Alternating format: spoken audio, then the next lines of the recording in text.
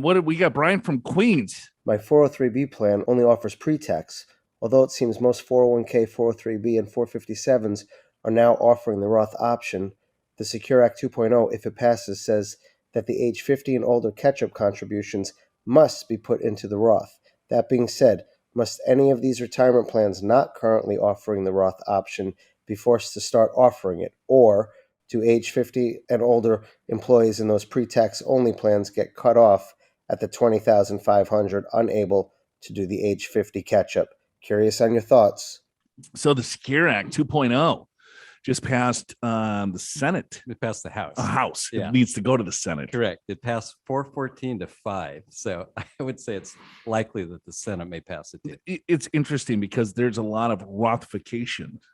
You like that word? That's excellent. Rothification of retirement plans. And yeah, exactly. So tell me what that means to you, that word. Well, what they're, most of the things that are coming out is they want more Roth versus pre-tax. Right.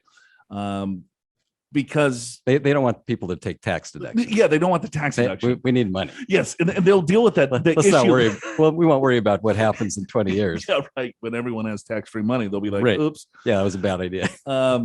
And so good question. So with his 403B, so 403B and 401k plans, it's all about the plan administrator. Right. So yeah, 401k plans have the Roth option. Some of them have the mega backdoor Roth. You can put after-tax contributions in it. 403B plans have Roth provisions in them, but it's up to his employer. So I'm not sure where Brian works. And so, people think, hey, I have a 401k plan. So aren't all 401k plans created equal? And the answer is no. Yeah, and I would stop short of saying that this Secure Act 2.0 is going to force plans to get Roths. I mean, we've seen this kind of thing before, where it was strongly suggested, and a lot of firms, a lot of 401k plans, and others didn't do anything for years.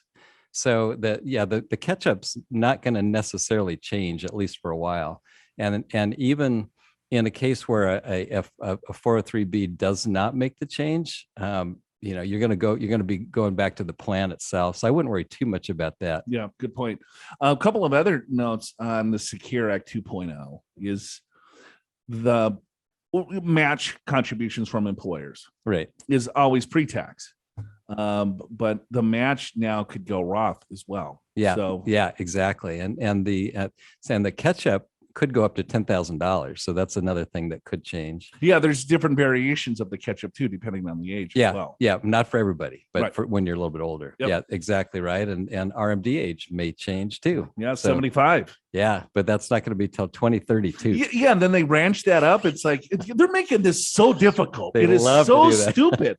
I mean, that's not going to move the dial a little bit, right? There's some provisions in here that are pretty good. Yeah, but it's like, why are you making this so complicated? Yeah, and then in a lot of things, there's exceptions for plans that are already existing where you don't have to do it. So stay tuned. We don't really know what's going to pass. The Senate actually has their own version of this bill. Of course they do. And so it's not going to be what passed in the House. So we'll have to see. So you turn 72 and then it's like, well, I'm going to take my RMD, and then the Secure 2.0 passes. And then it's like, well, I already taken it. Can I push it to 73? When does that start? In 2030? Now it's 75. That's so interesting. All of these retirement plans in the Secure Act, in the CARES Act, or what's that other stupid act that blew up the stretch?